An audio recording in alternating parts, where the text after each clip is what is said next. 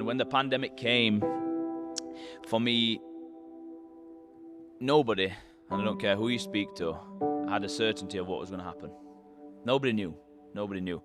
I spoke to a few people, I spoke to my father. In his lifetime, has anybody ever told you can't leave the house, you can go exercise 1 hour a day? Nobody's ever had that. You know, last time was a war. Do you know what I mean? That was it. So, there was a huge uncertainty for everyone, not just us, business owners, everything. Everything shut. Like, imagine waking up one day and somebody saying to you, you've got to close and we're not going to tell you when you can reopen. It's crazy to even think about what we've been through so far. The Friday, I can remember saying, I was teaching kids, sorry guys, this is the last class. We didn't have the online stuff just then. This is the last class. I hope to see you all soon. I'll probably see you in 2 weeks. I was saying to the kids at kids class. And then it was an open mat. I'm like, right guys, this is the last class for 2 weeks. Hope to see you all in 2 weeks. It's going to be like a little vacation. Who'd have known? Yeah, who'd have known? Welcome to the Drop In with Pindi podcast from Warriors TMA Academy, a podcast for everyone from business inspirational leaders, combat sports enthusiasts, martial artists, and fitness fans.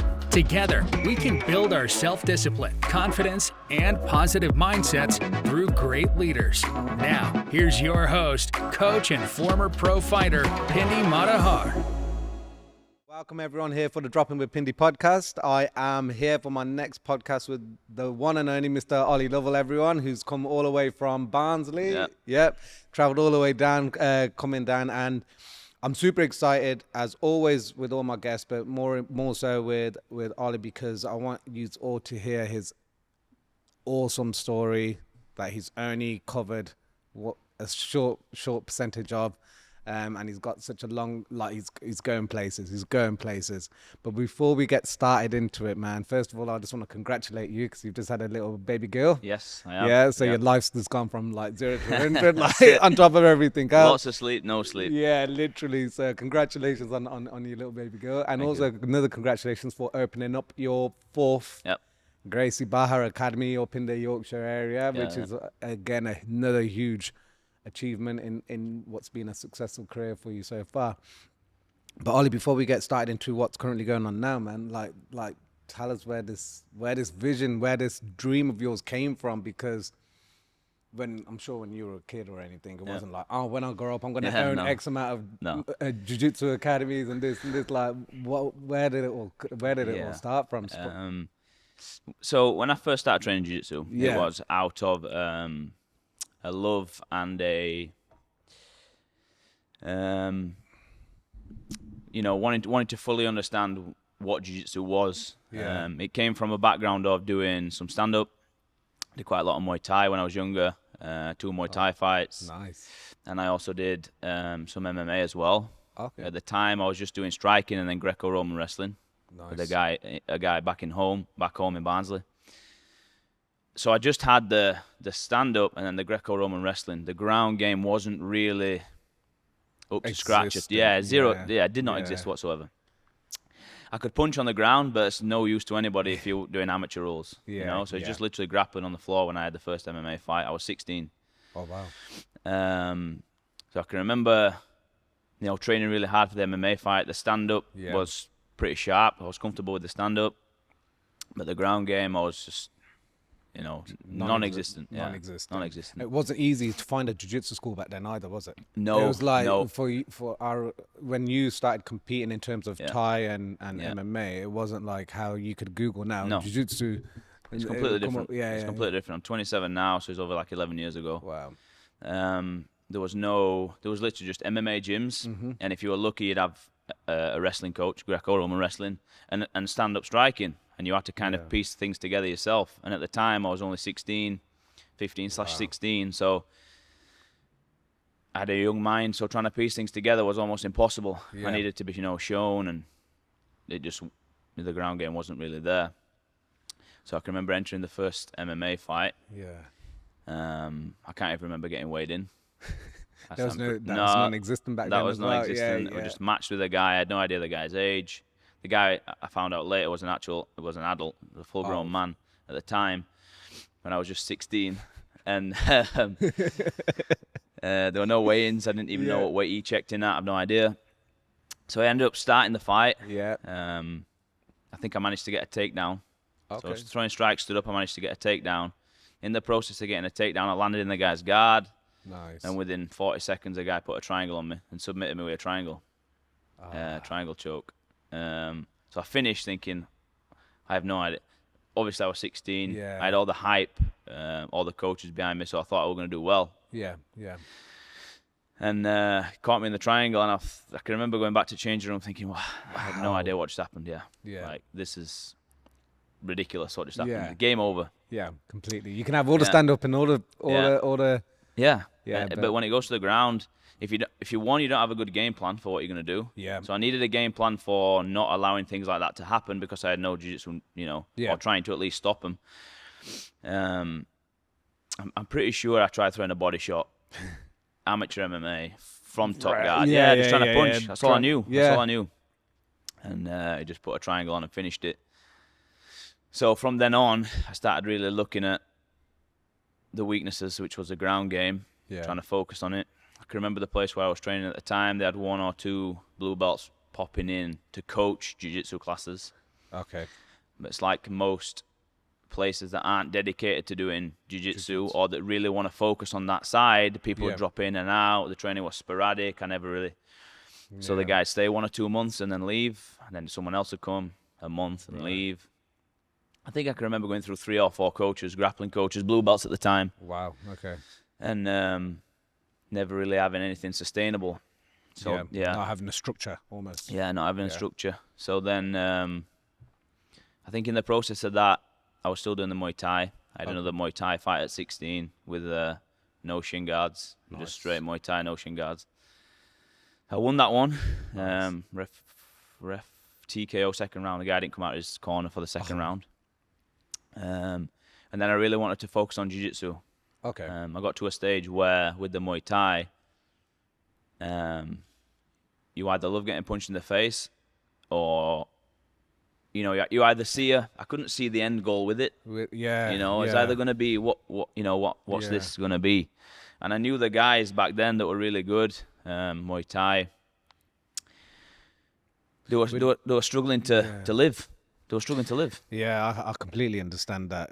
You're getting I love the sport of Muay Thai. Muay Thai for me is like I could sit at home and watch it. I just find it so entertaining. I absolutely love it.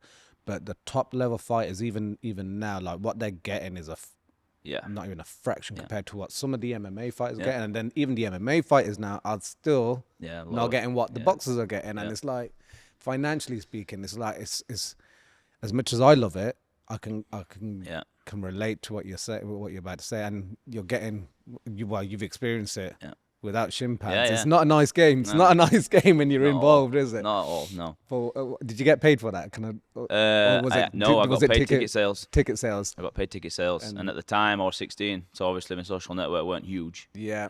Just the people, family, friends, word of mouth. I think I made like 200 quid.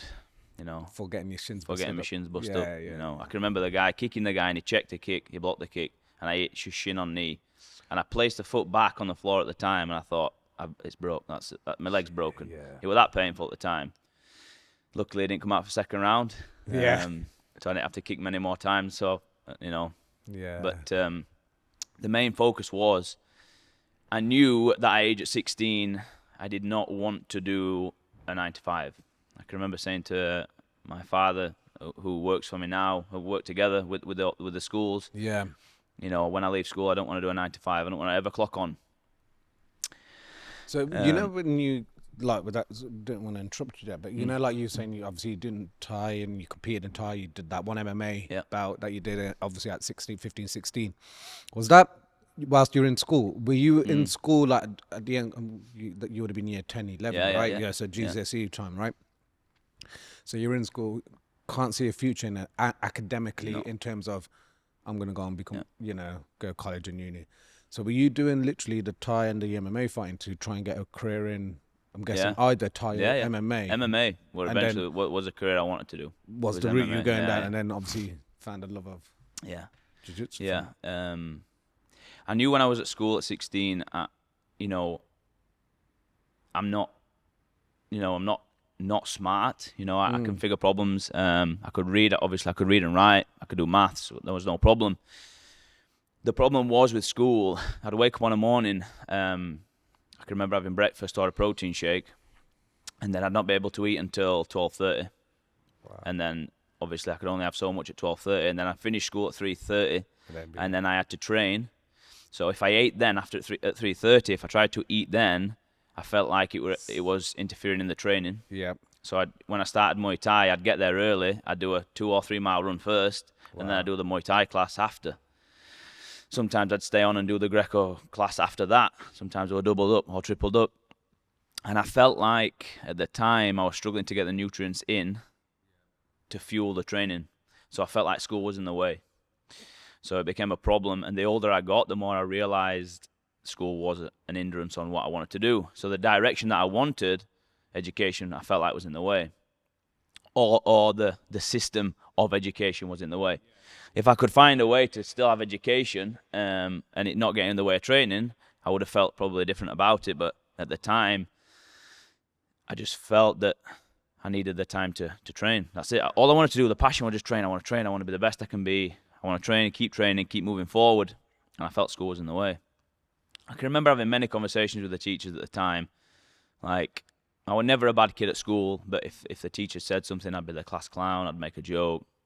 I was that kid. But never did anything serious to be expelled or excluded. You know, I followed the rules.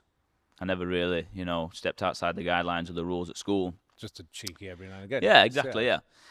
And I just knew, I can remember asking some of the teachers, you know, if you just exclude me or expel me from school, I'll be out of your hair. I'll not be doing any jokes anymore, any practical jokes. And I'll just continue with the career what I want. And I'll just keep focused on jiu-jitsu. And I can remember quite a few of them disagreeing with it and telling me that I was never going to do anything, you know. You're never going to do anything with your life. You're never going to achieve. You're never going to get far. Not without education. You can't do it, blah, blah, blah. And I was so determined that I did what I needed to do at school to get the grades I needed, just in case things didn't happen. I mean, I didn't get any A's. I wasn't no A-star student. That just weren't me. I did the bare minimum effort to get what I needed. That's what I did on that aspect of life. The other aspect was training, and I put everything I had into it. So yeah, that was the story up until school. I had another MMA fight as well at 16. After doing a little bit of, I did a little bit more jiu-jitsu. Then I had a little bit more of an idea. Okay. And I finished the guy second round with a rear naked choke. So you jiu-jitsu. So the jiu-jitsu got a little bit better, and I had a bit more of an idea what I wanted. Yeah. And that was a success on the MMA side. Perfect. And I never stepped back in the cage after it. Oh wow. Okay. So I did even after that success, I won. And so why did your mind shift after that win?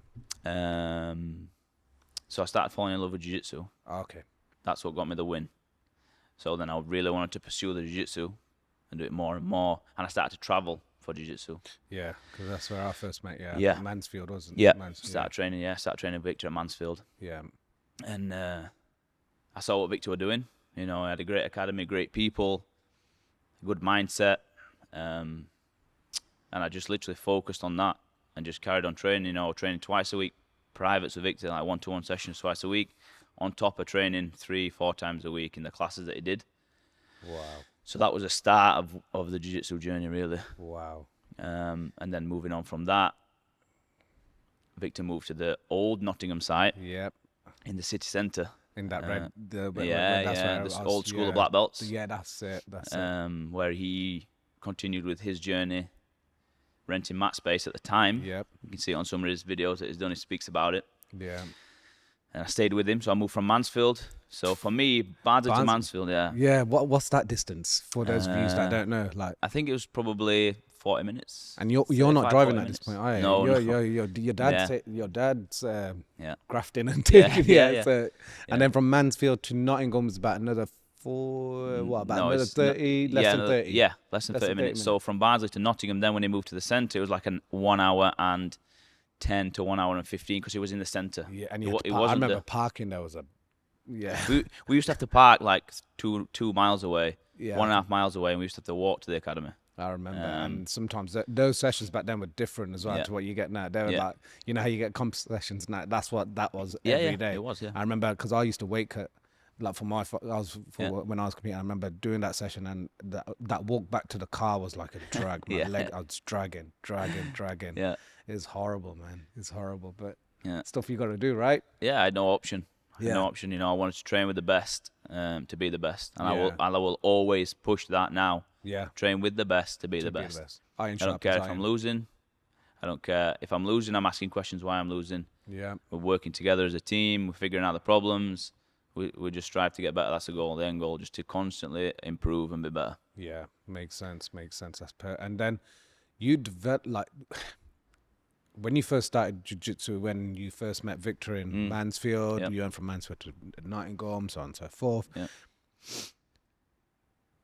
What the opportunities what students get now in jiu-jitsu, it wasn't like that there. So where was it where you looked at yourself and you're like, this is what I'm gonna do from a competition point of view, from an athlete point of view. Bearing in mind, you weren't getting as much as from an athlete because there was no ambassadors program back then, none of that. But this is what you want to do from a competitive and an athletic point of view.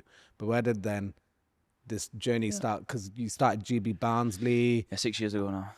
And what, you was a purple? No, brown belt? When I started, I was brown belt, I think. I was a brown belt, I think. Okay. Trying to remember. So the journey, when I went to Nottingham New Academy. Yeah. The middle one. The middle academy. It's moved 3 times. What was GB Wear? Yes. The old GB Wear place. Yeah. So when I moved to there, I obviously still wanted to pursue the career of being an athlete, and I always found, for a period of time, that competing was the best way to test myself, to see if I had holes, see where I need to fix, see where I need to improve. And the medals came anyway. You know, if you did well, you'd get medals. But the goal was always try and be as best I can be. Yeah. Then realizing there's no money in jiu-jitsu really competitively, unless you know you've got super fights. You know, like now the ambassadors program. Yeah. Gracie Barra working alongside and doing really well with. Yeah. There was none of that back then. It was really early stages. Yeah. So I knew I needed to open a school eventually to be able to sustain the traveling to compete. Yeah. You know, money it don't keep growing on trees, as they say. You know, I needed to try and make sure that I could fund the competing. Yeah. So I started out teaching 1 day a week. Okay. I taught jiu-jitsu 1 day a week. Oh, yeah. At the Muay Thai place where I used to train on a Sunday. Okay. Since I was probably 16. Oh. So what I'd learn at Victor's, I'd just take back and I'd just teach. Just to a group of guys that paid £5 a class. That was it. Yeah. And that money that I saved, never spent any money. That money eventually bought me my first car to be able to travel, to compete, etc. So I've been teaching jiu-jitsu since I was probably 16, 17 years old, really. Not at a high level, obviously. I was just a blue belt. I was just doing what I could to try and earn a little bit of money. Yeah. I was charging £20 an hour for privates and just saving every penny I could. So I needed to move from the Muay Thai place. So this is when I was training with Victor at the Middle Academy. Okay. So I needed to move from the Muay Thai place because they weren't offering the Sunday time anymore, just 1 class a week. And I knew I wanted to grow and develop. I got to purple belt by this stage. Okay. And then I started looking at renting mat space. It's actually now, the place is on the same courtyard where Gracie Barra Barnsley is now. Oh, wow. So I started renting mat space from those guys. Yeah. I approached them. They said they'd think about it, and I never heard a thing. They never got back to me. Right. So I went back 6 months later, persistently, asked if I could rent mat space. Yeah. This time they said, yeah, just on the spot, yeah, you can. I said, look, I'll rent it. Whenever you are closed, I'll just take that time, and then if anything else comes up, I'll take it as well, and I'll pay you for the time. Yeah. And I also offered them, if any of their students want to train jiu-jitsu, they can train for free. Oh, wow. The school owner, they did like a karate and stuff like that. Yeah. And I said, if you want to train jiu-jitsu, you can train for free. Yeah. So it won't cost your members anything to train jiu-jitsu. Started out on a Sunday, and then we added another 2 days a week, so I had 3 days a week. Nice. And that was the start of Gracie Barra Barnsley. Brilliant. At the time, I couldn't afford the fees, the Gracie Barra fees. Okay. So I couldn't call it Gracie Barra at the time. So I was just teaching jiu-jitsu to a group of guys that wanted to train jiu-jitsu. Yeah. And it was called, I think at the time, I'm sure I've still got some flyers, and it was just Barnsley Brazilian Jiu-Jitsu. Nice. That was it. Simple. Nice and simple. Just simple. Yeah. Didn't think anything, no smart name. I just wanted it to be what it was. Yeah. Picture of me on the front. I was a brown belt on that picture on the front, doing the famous Victor, really low. I was doing the same thing. The original logos. Yeah.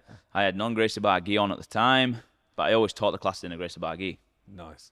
I had a storm gi on, I think, at the time of the flyer that I made. Yeah. And I can remember going around flyering, trying to get interest. And it built up, and then we outgrew that school. Wow. I think we had like 35 or 40 members at the time, and we outgrew the school. Brilliant.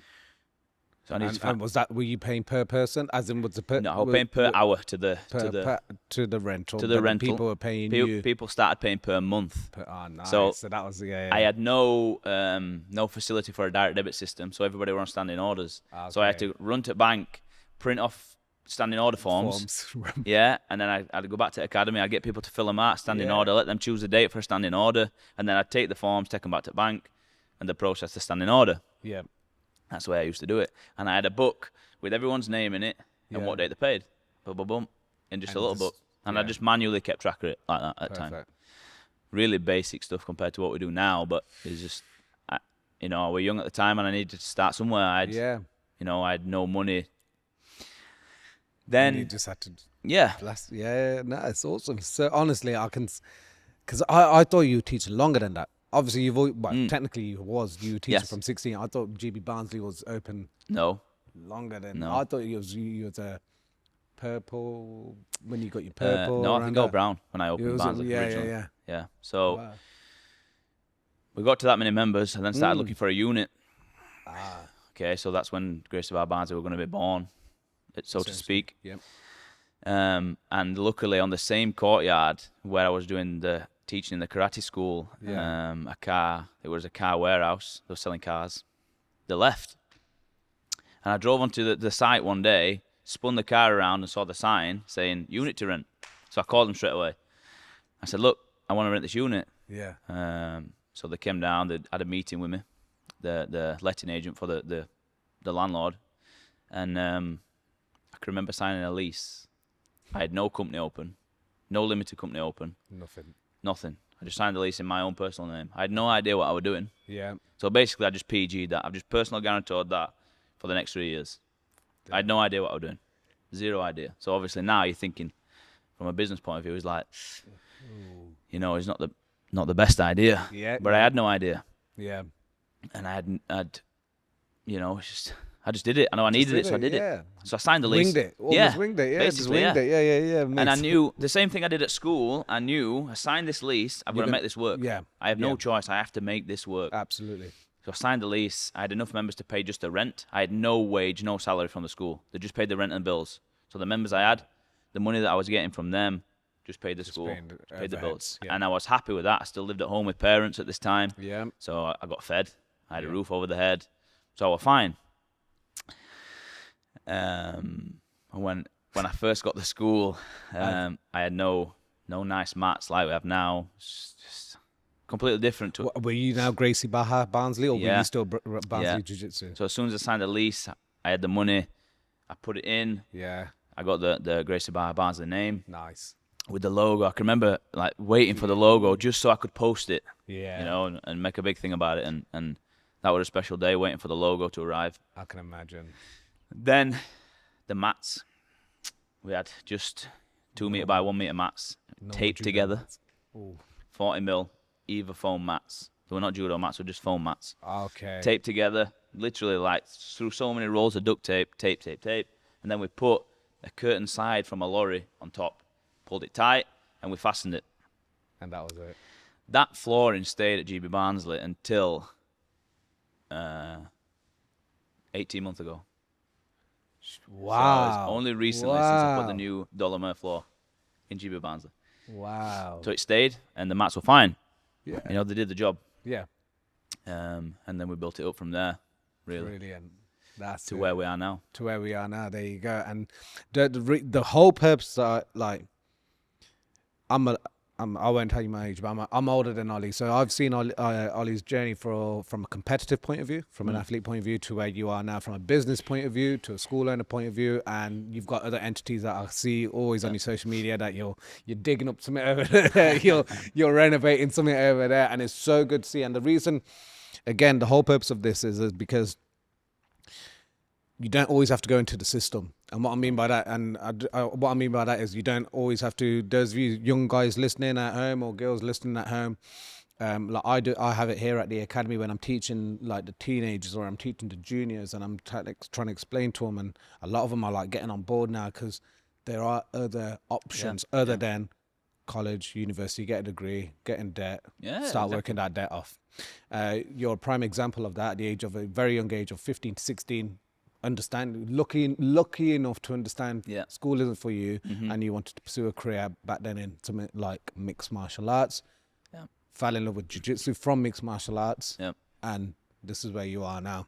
And from doing competitive jiu-jitsu, where you wasn't getting paid for it, because now in one of my previous podcasts I explained that Gracie Barra, they offer an amazing ambassadors program where they get, where athletes are now getting funded, where they can go to a competition across the world and compete there, and it's absolutely amazing program that they're offering. And some of the super fights are getting some serious money now, and it's absolutely amazing to see. But like a fine example of someone like Ollie, from a young age, pursued a career in jiu-jitsu, in martial arts, and from martial arts he is where he is today. And we go on about this. They say Master Carlos Gracie Jr. says it, Thug Rose said it in the UFC, if everyone did martial arts in the world, if everyone did jiu-jitsu in the world would be a much better place. And these are prime examples of that, and that's what's happening. And from something that you love and are passionate about, it doesn't feel like work to you. You wake up in the morning, it doesn't feel like work to you. And you started off with that one Gracie Barra Academy in Barnsley with foam mats. With foam mats. We had no changing room when we first opened. Zero changing rooms. No changing and then we built it, and we had... You've extended it as well, haven't you? We've extended now. We have 2 units side by side. Brilliant. With a full seating area for the parents to watch, or anybody that wants to come by for a coffee and watch. You can see there's 2 big windows, seating area for people to see through, soft seating area, reception. There you go. So like built it up to now having 4 schools across the Yorkshire area, with some more future projects looking forward. Where did then that vision come from? When obviously I can understand it, but where, like, for the listeners out there, like, where did that vision come from? You weren't satisfied with one. And on top of that, bearing in mind you're still competing. You've not retired from competing, so you're still trying. You're still finding the time to compete and raise a kid as well on top of that. So I can remember the little bit of the process of what happened. I can remember being 21 years old. The academy, Gracie Barra Barnsley, was open. I only had, there was 3 goals. One's materialistic, and the other 2 were genuine goals. One was when the academy had done so well. I really like watches. Okay, so I'm really into watches. So I wanted to buy a Rolex. Okay, perfect. I remember being a kid at Meadowhall, Sheffield, looking in the window, saying to my dad, "I really like that one. I want that one." And him saying, "You just need to save up. Just save up. Keep working. Keep working." There you okay, go. No worries. So that was it. That was the first materialistic goal. I'm not very materialistic. You know. But that was a goal for me. So I can remember being 21. I bought the watch. The academy was doing well at the time, Gracie Barra Barnsley. The second goal was to own a Gracie Barra school. So Barnsley was already open at this point. So that's the second goal done. Third goal was be a world champion. Okay. So even now, that's still the goal. I'm still focused. I'm still training a lot. Pandemic slowed things down for competitions, but you know, I'm getting back out there and I'm going to be competing again soon. Brilliant. I've got two comps coming up. So I can remember being 21 years old and having all those things ironed out in your head. Done. Yeah. And I can remember being sat there and you know, it wasn't a dark place, but I can remember being there thinking, now what? I've done everything at 21 years old. What's next? What's next? And I can remember being a little bit of low point, thinking, I don't know where to go next. I have no idea. So then I spoke to a few people, and they all said, just be proud of what you've done so far. You've done a lot for somebody that's 21.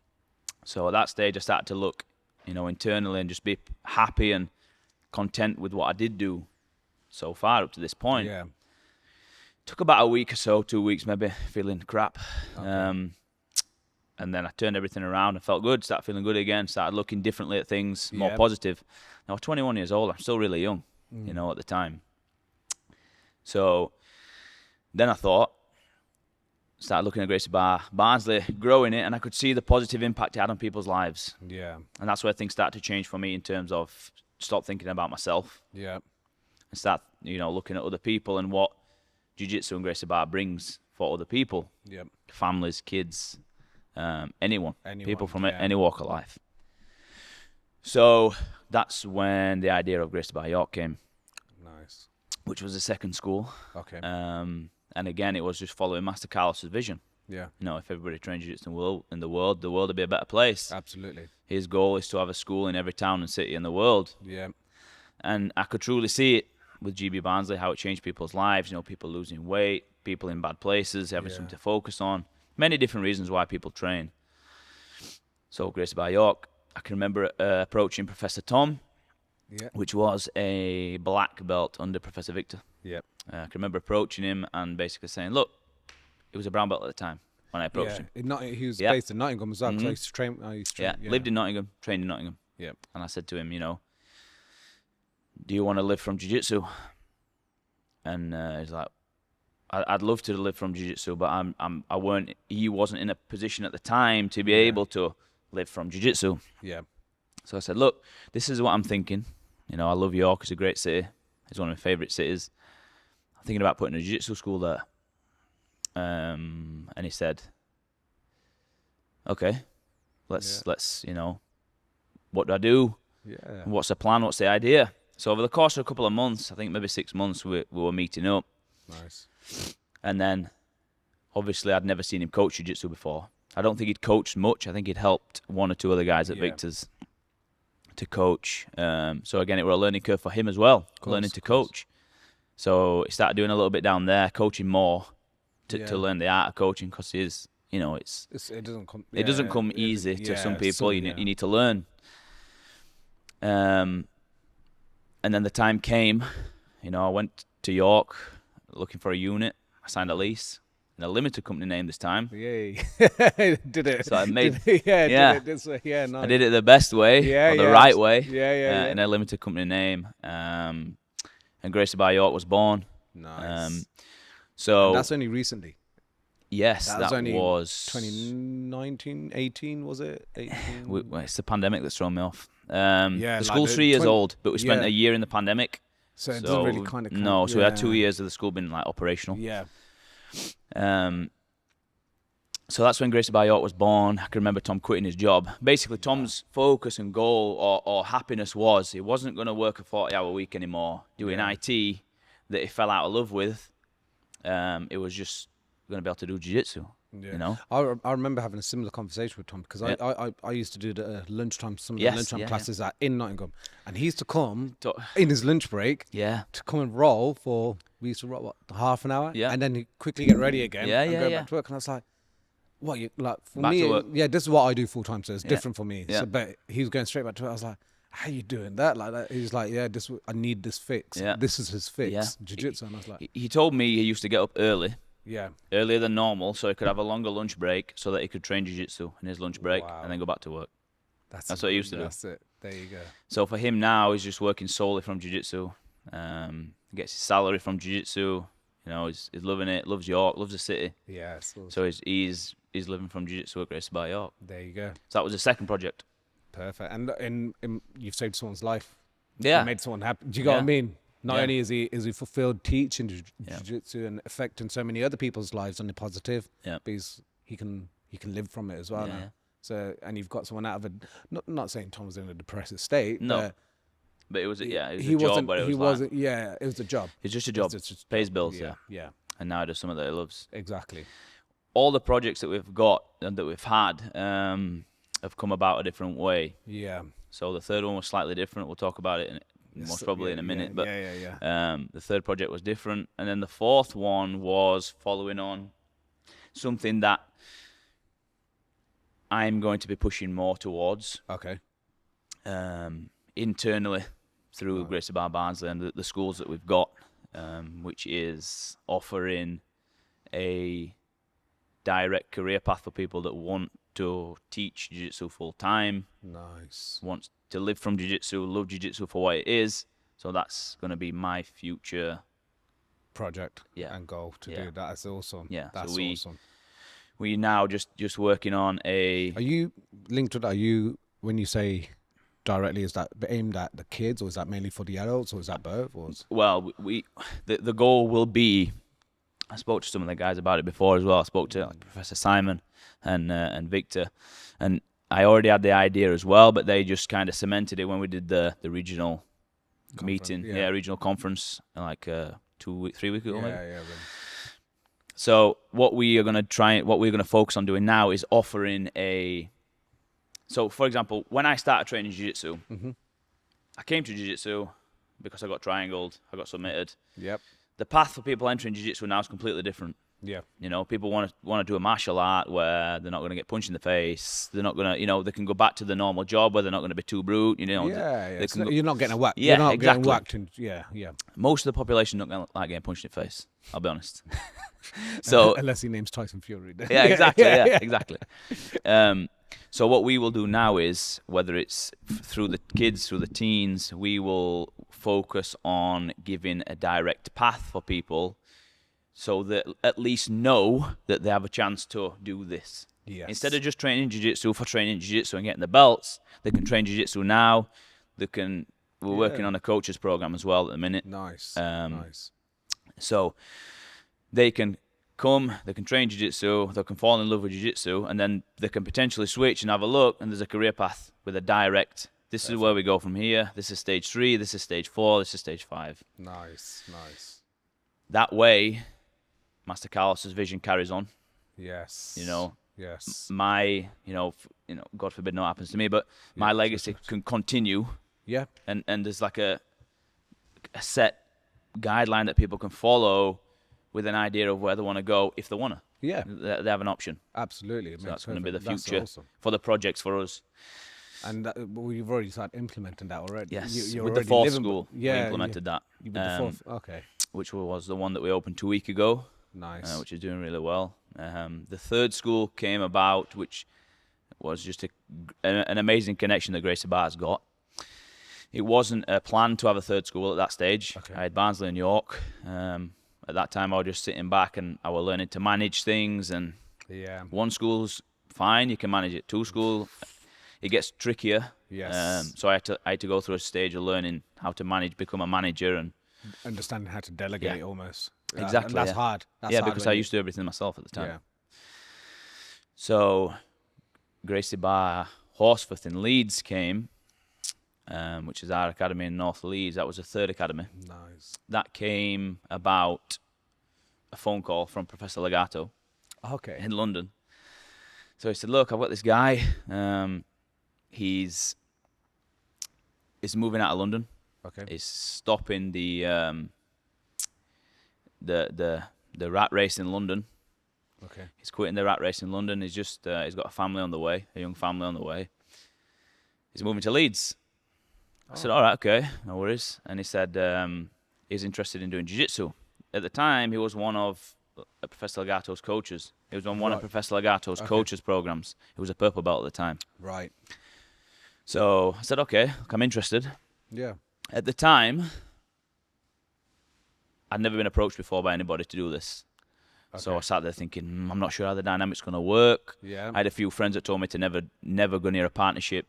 You know, partnership is the worst ship to ever sail. That's what I got told. Yeah, yeah. You know, but I've always been the guy that has tried being open-minded. Yeah. And I also got told by a guy that's really successful that just take the meeting.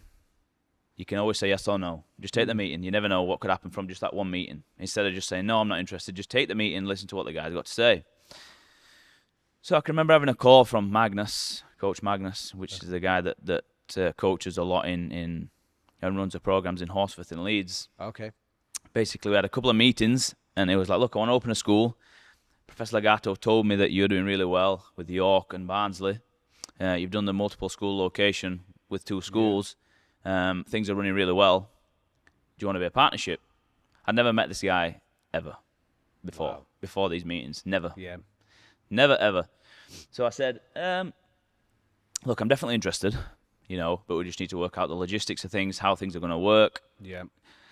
I'll do the standard stuff. I'll speak to the accountant, the solicitors, blah, blah, blah. So I did. Got some feedback from them. Yep. Feedback from a couple of people that I spoke to. And I said, yeah, let's do it. Perfect. So we started working together with a partnership for Gracie Barra Horsforth, me and Coach Magnus. He, in the meantime, when we were trying to find a location, he was coaching at GB Barnsley, so I could see his coaching, I could see his style. It came from Professor Legato, so I already knew the standard. The standard was there. He was one of his coaches as well. So again, the standard was there. Yeah. From a jiu-jitsu point of view, you haven't got any. No issues. No issues whatsoever. Yeah. It was going to be a learning curve for Coach Magnus because he wasn't just teaching jiu-jitsu anymore. He was running the academy. He was running the Facebook. Etc. Etc. Everything that I used to do at Barnsley, he's now doing it in Leeds. Right. The only difference is he had me that's made all the mistakes, can give him, basically can guide him. And that's how our partnership started and what we did. Amazing. And now the school's doing really well. In 5 months the school it's one of our fastest growing schools we've ever had. It's been open 5 months. That's the same time that we opened up the open day of the school, the Friday after the open day, Coach Magnus had his little boy. Oh wow. Wow, that's insane. And then the week after I had my daughter. There you go. So we both had so you kids. you both got two little toddlers running around. So I can remember calling him saying, we don't do things by half. We just open a school. Go and then right 2 into kids, the deep boom, end. landed Bang. straight away. So straight in at the deep end. But the school's doing amazing. Awesome. I see it on the social media and like all of them, even York, because I follow. Obviously, I'm always in contact with Tom as well in York, and see York's absolutely flying. So Barnsley is awesome as always, and then Leeds is just every time there's a picture when he does a group, it's like more and more. Yeah, it's like whoa, where's that coming? And then it's only been less than a fortnight since Wakefield, and already one of your class pictures is like there, and he's like, wow. Yeah. Do you know what I mean? I give it a month, and it'd be like, who's running the Wakefield one? We have a couple of coaches, so we have a purple belt, a young kid. He's 19. A young guy. Yeah. He's 19. Good jiu-jitsu level. Nice. He's trained with me since the start. Okay. Really. At Gracie Barra. I've been training 4.5 years now, I think. Nice. I'm not very good with dates, by the way. You'll learn that. And we also have a brown belt as well. Okay. Which is another guy that came to us from Professor Salvo's place in Gracie Barra Bath. There's a brown belt called Matthew Waddington, Coach Matt. Nice. I know Matt. So he came to us to Leeds. He went to live in Leeds. Okay. Which is, where we were from previous to moving to Bath. Yes. So he knew Leeds anyway. He was going to work with the Leeds project. Nice. But at the time, we didn't know how fast the school was going to grow. We definitely didn't expect the school to grow as quick. I mean, we knew the school was going to be big, but we didn't expect the trajectory that it had. And I mean, it's literally just crazy trajectory for that school. Wow. For Leeds. He was going to be working there. And at the time, we just couldn't financially make it work. That the building, the rent and stuff in Leeds was expensive. So I took him on at GB Barnsley. Nice. So I gave him an opportunity to coach at GB Barnsley, which is where he coaches most of the time now, and he coaches also as well at Gracie Barra Wakefield. Okay. So we have the purple belt, Coach Daniel. We have Coach Matt at Wakefield as well, and then obviously me. I make a trip there twice a week if I can make it. Perfect. Are you doing a lot of teaching yourself now? Yeah. I still teach. Just in Barnsley? No, I teach 1 day or 2 days in Horsforth. Okay. I teach 1 or 2 days in Wakefield. I travel to York as well, and I travel to Barnsley. Nice. So I still have a busy coaching schedule. I don't think that will ever stop. Okay. You love it. I enjoy it. Yeah, I enjoy it. I enjoy traveling to coach, not just coaching. So I like to go to Leeds. I enjoy it. Sharing jiu-jitsu, sharing knowledge, seeing people progress, seeing people get better. Yeah. I really do enjoy it. Yeah. So for me, it's never a chore. You know, it comes 4 o'clock. I have to drive to Leeds. It's not like, I've got to drive to Leeds. I'm just jumping car. Go. Yeah. Blast it out. Yeah. And go from there on. I just really enjoy it. Fair play to you. That's awesome, man. So that's incredible. Honestly, it's so good to see because, like I said, you're living the dream. Yeah. Through jiu-jitsu. Yeah, yeah. Through jiu-jitsu, and it didn't happen by fluke. It happened by determination. It happened because you were determined to prove to your teachers way back in when you were 15, 16 for sure. that you're gonna make something. Yeah. You're gonna make something. Whether back then it was MMA and then from MMA, bam, jiu-jitsu came. From jiu-jitsu, boom, you look where you are now. And you're talking about you had your goals in terms of materialistic, which you've ticked off, earning a GB school, which you've ticked off multiple times now, and obviously becoming a world champion, which we know is gonna is a throwaway, is inches away, and you're gonna do it. I know majority of people doing jiu-jitsu when they're doing it, and obviously they're achieving their goals, and they're doing you've got the same network as myself, but when achieving that black belt, becoming a professor, explain to us how did that feel for you? Because that you've not mentioned anything about that. That wasn't the goal of yours. I know that sounds stupid to say, but I know some people like it's their number one priority. Yeah, and then some is like yourself. You couldn't. Yeah. So for me, the goal was not to get a black belt in jiu-jitsu. Okay, the goal was to be champion. So I knew eventually the black belt was going to come. Yeah. I didn't really care at what age or what level it came at. Yeah. All I knew is I needed to be the best I could be. And as long as I kept medaling, you're going to get it. I'm getting better. Yeah. Otherwise, I wouldn't be medaling. Yeah. So I've got quite a few medals now over the years. Yeah, just a few over the years. So for me, I never really concentrated on the belts. Yeah. And I think, personally, it made my journey more enjoyable. I see it now when I'm coaching so much. Some people are so caught up on the stripes and the belts, and it can sometimes have a negative effect on their potential future in jiu-jitsu because they're playing mind games all the time. Shouldn't focus on, So I always try and teach my students to look at personal growth inside of jiu-jitsu, or outside of jiu-jitsu if jiu-jitsu's helped their everyday life, and the belts are going to come. Yeah. It's very easy. All you have to do is just turn up. Simple. That's it. But it's the hardest thing for people to do. Yeah. You know what I mean? Yeah. It's the motivation to turn when they're busy. It's like, not tonight. I'll go tomorrow. Yeah. Tomorrow never comes. Yeah. That's the main one. I'll start on Monday. Yeah. I'll start on Monday. Yeah. And so if people just focused on self-progression and just being better at, certain things they're doing, and I think they would forget about the belts a little bit more. Yeah. So for me, obviously receiving the black belt was an amazing thing. Yeah. Great day. I'll never forget it. Everybody was there. But the goal was to be as best as I could be. Yeah. So as soon as I got the black belt, all I thought was, so now I need to best I can be at this belt. Do you know what I mean? Yeah. Now it starts again. Yeah, it starts again. I'm going to compete at black belt, so I need to be the best I can be. Yeah. I don't want to just go to black belt and just fill out the numbers in a competition and just be a number. I want to be there. I want to be on the top tier with the rest of them. Yeah. So the work started again. There you go.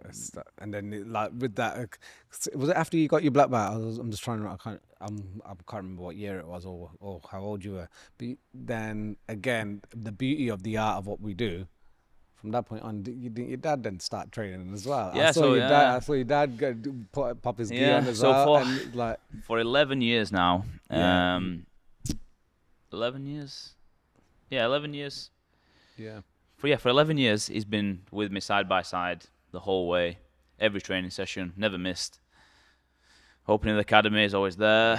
Yeah.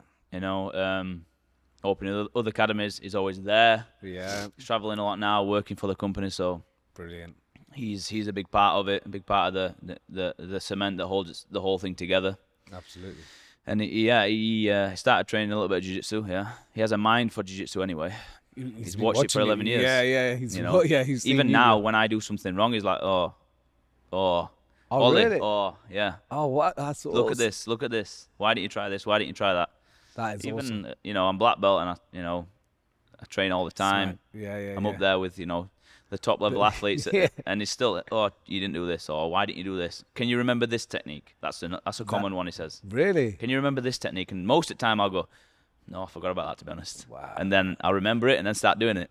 That's so good to have that, isn't it? It's so good to have, because because every time you've been in, like when you've trained in Nottingham, or when there's been a seminar, I always see him there, always there. It's so good to have. It's so good to have that support network that you've got, because without him, it would have been, the journey would have been. Because at the beginning of the journey, you wouldn't be able to get to training. So I would have had to wait till I was 17. It would have been a year lost.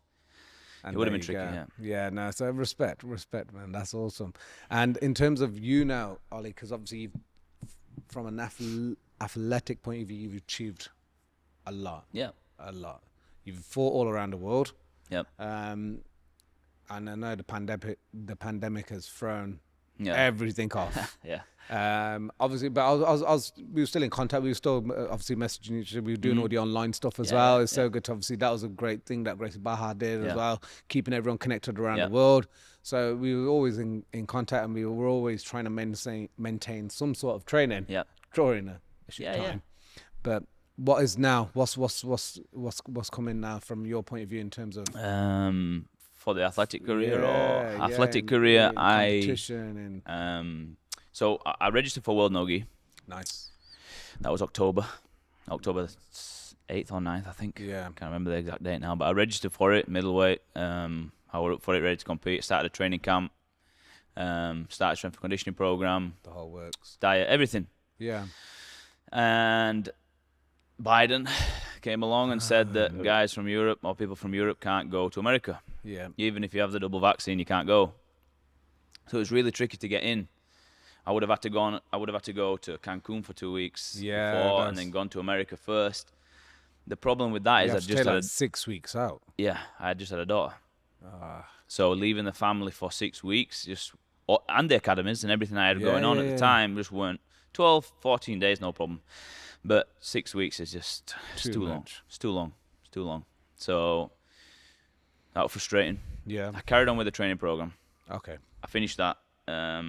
And then extended it a little bit longer. And the goal for me now is, I spoke to the guys, it's the Gracie Barra meeting soon, that we have, the one that we have every year, minus the pandemic year. And there's going to be some super fights on it. Nice. So they're going to find me a match at middleweight for another Gracie Barra guy, so it'll be 2 Gracie Barra guys, so it'll be good to see. Somebody from Europe. Nice. So we'll see. That's the one I'm training for now. It's in 4 weeks. What, December the 3rd? 4th, something like that. Something like that, 4th, that weekend. Yeah. It's that weekend. Yeah. So that's going to be the first one back. Nice. It's a super fight. So I'm excited. I just want to get back competing again. Is that gi? No gi. No gi, nice. I just want to get back competing again. Nice one to come back into as well. Yeah. When was the last time you had a comp? January 2019. I fought Tommy Langacker, Europeans. Wow. So how many... wow. It's a long time. 2 years without comp. Yeah. It's a long time. So I fought Tommy at 2020, January 2020. I fought Tommy 2019 in April. Yes. Okay. In Abu Dhabi World Pro. Right. Yeah. In the final. Yeah, I watched that one. Yeah, which was a good fight. Yeah. Tommy did really well. That was a good show. Like that was a good event. Like we were watching it from obviously back here, and it's like that looked like a full on. Yeah, it's a good show. You had your entrance, you had your spotlight. It's like it's always good. Them shows that they do is it's so good. Like for jiu-jitsu to be on that sort of platform is so cool, man. That was awesome. So I got silver at that comp. I fought some really good guys along the way. Yeah, I fought Levi, first round, beat Levi Jones. Nice. So with submission, and then I fought Bradley Hill. Yeah, he's a UK guy. I then fought Dara O'Connell. In the 3rd round. That was day 1 done. The second day was the finals, which was against Tommy. Right. So I fought Tommy. He did really well, jiu-jitsu wise. Really good jiu-jitsu, really good level. He managed to submit me from the back. So he did the matrix guard that he does. Yep. Omoplata. I defended the omoplata by posturing and standing. He entered the matrix, took the back, finished with a choke on the back. So you can imagine I was kicking myself. Yeah. I can't believe it. So that was April 2019. How was it with that? I know it sounds stupid, but how was it? Because like with Bradley Hill, one of your teammates as well, like someone that you've shared, like you've gone to, like you've traveled. How was it competing against that? I bet that's weird, right? Or did you just get on with it? Yeah, at the time, it was a weird one. Yeah. I said to Bradley before, I'm feeling good. I've just beat Levi. I'm not sure I fought him the second or third round.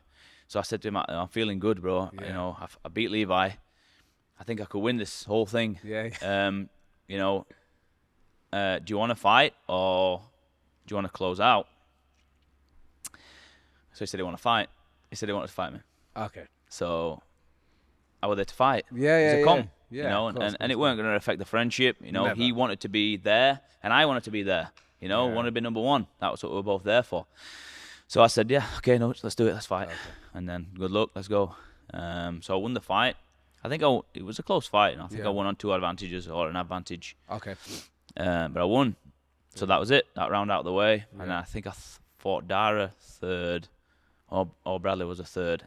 And then obviously the last fight was Tommy. Yeah. So it was April 2019, January 2020, just before the pandemic in March. Right, okay. January 2020 was the last time I competed. Sorry. Right, okay. And I fought Tommy Langacker first round of Europeans. I registered for Europeans, and I can remember saying to the guys, some of my students at the academy, I said, I guarantee it, I'm going to fight Tommy Langacker first round. Bracket were released a week before Europeans. And Tommy Langacker first round. And I'm thinking, out of everybody in middleweight divisions, Tommy Langacker first round.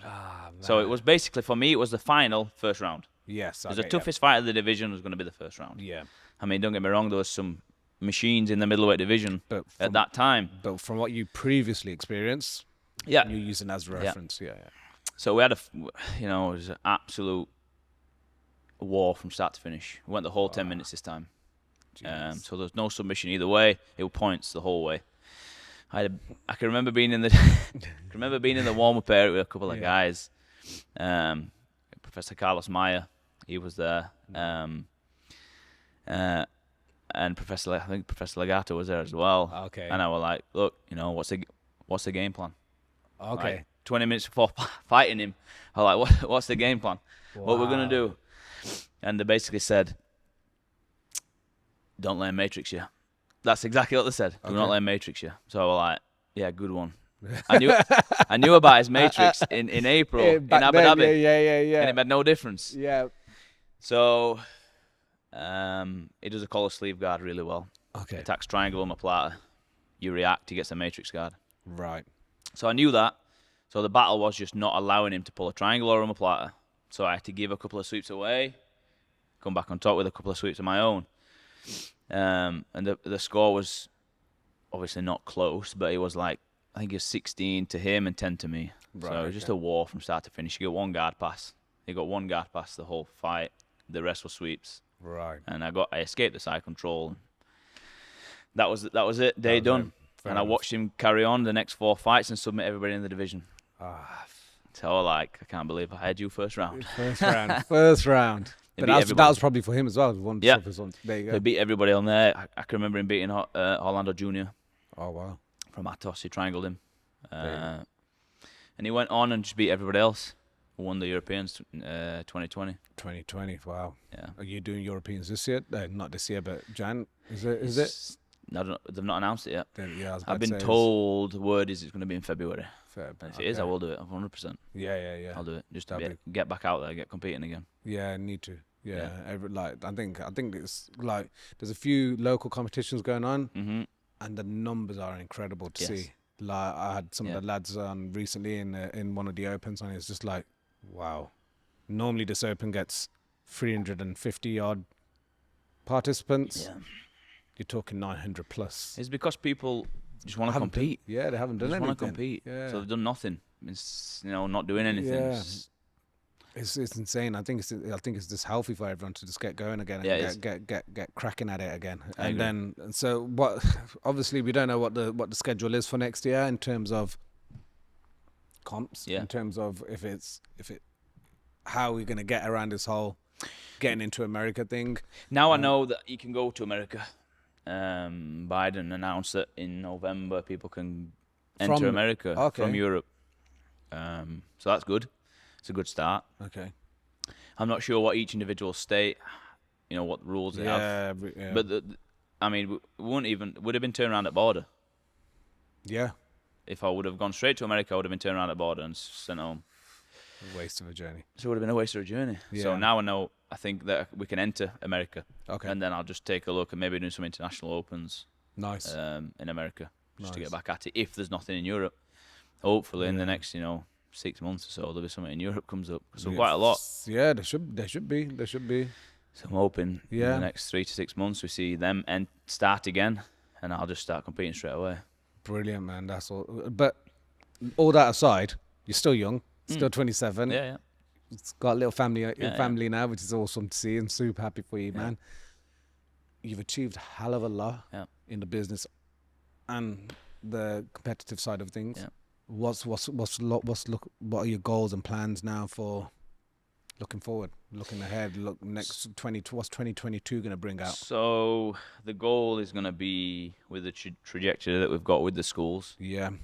I'm going to keep pushing them projects alongside our, coaches training program. I'm going to give more people the opportunity, if they want it, to be able to manage schools. Our main goal is to make sure that when we're opening these schools, we do not dilute the level of jiu-jitsu that Gracie Barra offers. Yeah. So that's a goal in itself. Yeah, absolutely. So we make sure that all our coaching staff are up to standard. Yeah.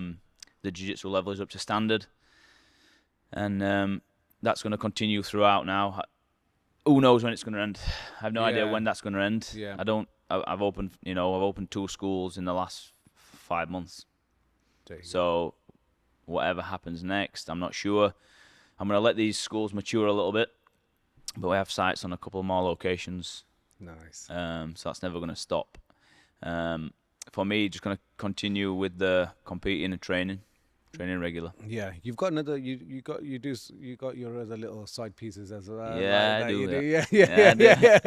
That you're always got your hand in. You're always doing. Yeah, look, I just like to be busy. Yeah. I like to be busy. And when the pandemic came, for me, nobody, and I don't care who you speak to, had a certainty of what was going to happen. No. Nobody knew. Nobody knew. I spoke to a few people. I spoke to my father. In his lifetime, has anybody ever told you can't leave the house, you can go exercise 1 hour a day? Nobody's ever had that. No. Last time was a war. Do you know what I mean? Yeah. That was it. True. So there was a huge uncertainty for everyone, not just us, business owners, everything. Everything's shut. Yeah. Imagine waking up one day and somebody saying to you, you've got to close, and we're not going to tell you when you can reopen. It's crazy to even think about what we've been through so far. I forget. You know what? You forget. Yeah, it's scary. Forget. Now that we're just caught up in doing what we're doing. Yeah. Forgot that one day. Well, the Friday, I can remember saying, I was teaching kids. Sorry, guys. This is the last class. We didn't have the online stuff just then. No. This is the last class. I hope to see you all soon. I'll probably see you in 2 weeks. I was saying to the kids at kids class. Wow.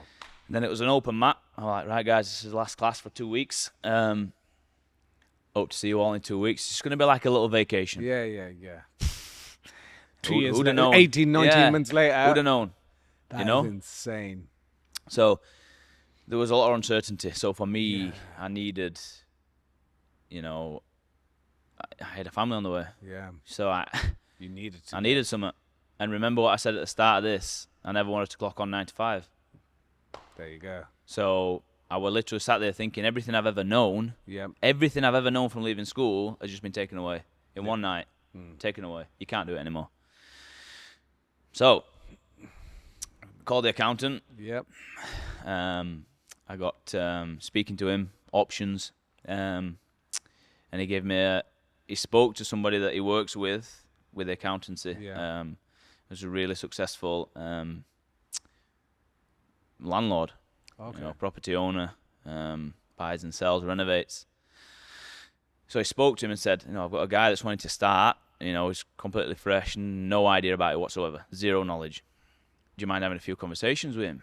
So he just said, yeah, send him my number. Perfect. So I can remember the first conversation we had. We were over an hour and 20 minutes long, speaking on the Wow. phone. Do's and don'ts.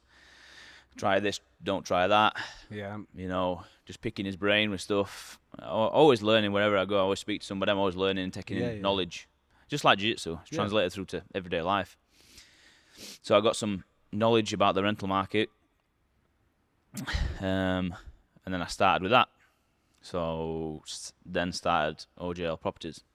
Nice. So that's when that started, during the pandemic. Brilliant. Brought its own problems. Okay. We're in the middle of a pandemic. I want to buy houses. No one's working. No mortgage brokers, no solicitors. No. So every time they were reopening, things were reopening, I was doing a little bit, and then things would close, and then I would open, I'd do a little Stay bit. up, yeah. Yeah. So anyway, I managed to get the first property. So that went well. Bought it and renovated it with the idea of selling it. Nice. But then I also knew that if I sold it, the only thing that's going to happen then to the money is it's just going to go down. It's never going to increase or even stay the same. And all I needed at the time was security to be able to pay my own mortgage. Right. Because I didn't want to work 9 to 5. Of course. So I needed to pay bills. So I bought the property, renovated it. We were in a bad state when I bought it. Yeah. So I renovated it and rented it. Perfect. And the guy that now works at Gracie Barra Wakefield, the purple belt, Daniel, Yeah. he's 19. He had a few issues and needed to move out, so moved into he rents it. Perfect. So he lives in it. Perfect. In one of them. And and then I've always been into properties as well. Yeah. It's always been a big passion. My house that I bought it when I was 21. Okay. 22 when I bought the house, and it was a wreck. I needed to renovate the whole thing. I renovated it, did all the labour work myself, and then got tradesmen in, did all the work. So I've always been really into properties and renovating them. Doing it all. Yeah, so I always knew that was going to be a goal at some stage. And then obviously with the pandemic, it pushed me to have to do it for some security at least. Even as little as it is, I needed some security. Yeah. So I did that. And then like the schools, just multiplied it and There just you kept go. going. And now there you go. Now you come through, and you got teams and everything managing things for you, or you? No, I'm or is it managing still myself. just you and your dad, you and your dad, helping in? Yeah. Fair play. Same. How you do it, I don't know, but respect to you, man. That's insane. That's incredible, man. Yeah. And that's why, for me, I had to get you on here and get just so. I know you don't share everything on social media. I mean, but after this, if people start following you on social media, they'll get to see obviously just a small part, part of the busy day. Yeah, of your schedule. But you're doing all of that, but you're traveling X amount of hours to go and do your own development as well, which is your own training. Do you get what I mean? And that's taking out a big chunk of your day on top of doing everything else. So it's just like, when people say there's not enough time, or when people say I can't do this because of you're running X amount of academies, you're running another entity over there, you're bringing up a family, you're traveling to do your own training, and it's just there's 24 hours in a day. Yeah. It's down to each individual person how they use those 24 hours up. So and you've hit the nail on the head there. You're a fine example of that. Actions speak louder than words, and there you go. Look what you're doing, man. So nothing but respect to you, brother, for what you're doing, man. I hope the guys that are listening to this, I hope you guys have taken something away from this, in my opinion, because that I've learned so much, and I'm taking away a lot from Ollie. I always have done, even since I've known you, even when back in the day when you were a blue belt going up into Mansfield, training on the ice with our hoodies on. Yeah. But you're always learning and developing. I think it's an inspiration. So thank you so much, Ollie, man. I really appreciate you coming down. Thank you very much. Respect, brother. Just before we finish it, where can people find you on social media so they can start following you? So my Instagram is Oliver Lovell BJJ. So I'm on there. Facebook is just Oliver Lovell. Oh, yeah. So I'm on Facebook. So yeah, if you give me a follow on there, we've got the multiple schools: Gracie Barra Wakefield, Gracie Barra Horsforth Leeds, Gracie Barra Barnsley, and Gracie Barra York. Nice. So if anybody's watching in them locations and want to give jiu-jitsu a try, or just want to come and have a coffee, hang out with some of the guys, you're more than welcome. It'd be good to have you by. Respect. Nice one, guys.